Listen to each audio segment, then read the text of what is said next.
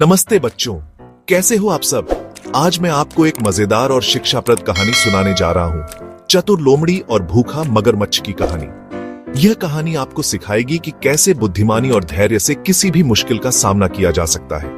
एक घने जंगल में एक चतुर लोमड़ी रहती थी।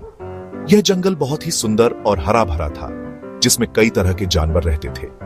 लोमड़ी की चालाकी के चर्चे दूर दूर तक फैले हुए थे। वह अपनी बुद्धिमानी और चतुराई के लिए जानी जाती थी।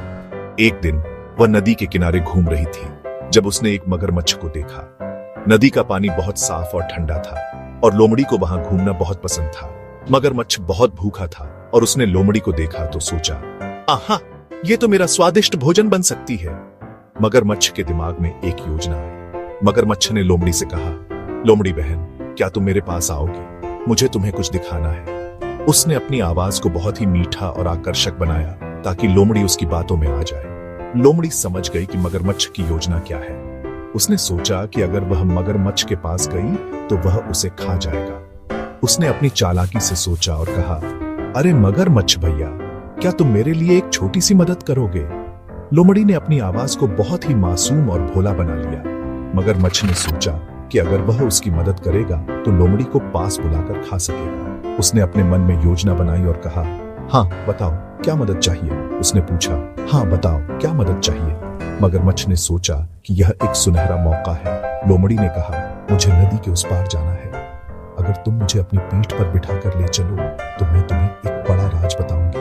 मगरमच्छ ने सोचा कि यह अच्छा मौका है और उसे अपनी पीठ पर बिठा लिया। उसने सोचा कि जैसे ही वे नदी के बीच में पहुंचेंगे वह लोमड़ी को खा जाएगा। मगरमच्छ ने लोमड़ी को अपनी पीठ पर बिठा लिया और नदी के बीच में पहुंच गया।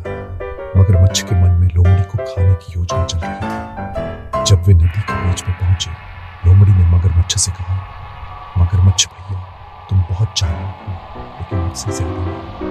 अगर तुम मुझे खाने की सोच रहे हो तो मैं तुम्हारी पीठ से कूदकर भाग जाऊंगी। लोमड़ी ने मगरमच्छ को चेतावनी दी कि अगर उसने उसे खाने की कोशिश की तो वह तुरंत कूदकर भाग जाएगी। मगरमच्छ को यह सुनकर बहुत गुस्सा आया।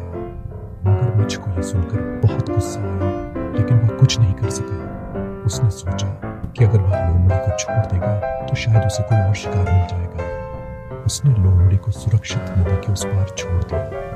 लोमड़ी ने राहत की सांस ली और मगरमच्छ को धन्यवाद कहा। लोमड़ी ने हंसते हुए कहा, मगरमच्छ भैया, चालाकी से ही जीत होती है।